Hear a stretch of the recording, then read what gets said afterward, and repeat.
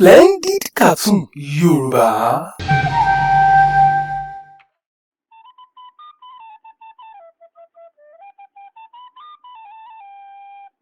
Ẹ̀yin ìyá, mo kí yín o. Orúkọ àwọn olólùfẹ́ méjèèjì ni mo mú wá síwájú yín o.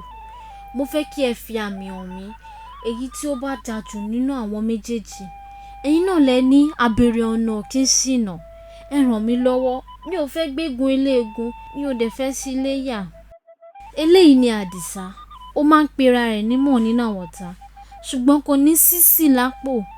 Lóòótọ́ ó nífẹ̀ẹ́ mi, ó máa ń ṣe ìkẹ́ mi bó ṣe lágbára mọ́, ṣùgbọ́n broke guy ni, ó tálákà ju èkúté ṣọ́ọ̀ṣì lọ.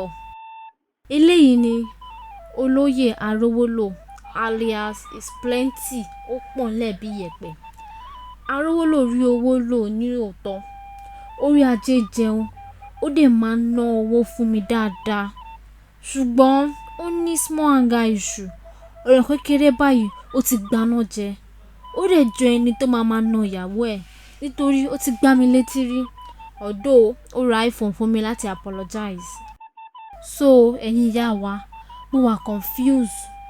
Mo fẹ́ kí ẹ fi àmì hàn mí, ẹni tí kí n fẹ́ nínú àwọn méjèèjì. Ṣé Adisa tó wà caring but broke ni, àbí Chief Arówólò bújẹbùdànù with a sprinkle of anger issue? Ẹ tọ́ mi sọ́nà, ẹ fi àmì hàn mí, ta ni kí n fẹ́ nínú àwọn méjèèjì? Ẹ̀yin ìyá, àníṣe ẹ fi àmì hàn mí, èyí tó dáa jù nínú àwọn méjèèjì.